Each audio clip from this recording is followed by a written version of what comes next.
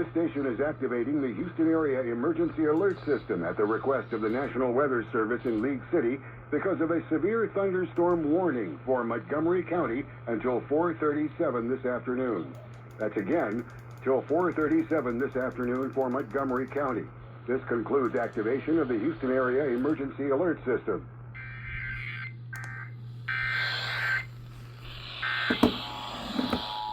Remember, when news breaks out, we break in. Keep news right here. Activating the Houston Area Emergency Alert System at the request of the National Weather Service in League City because of a severe thunderstorm warning for Montgomery County until 4:37 this afternoon.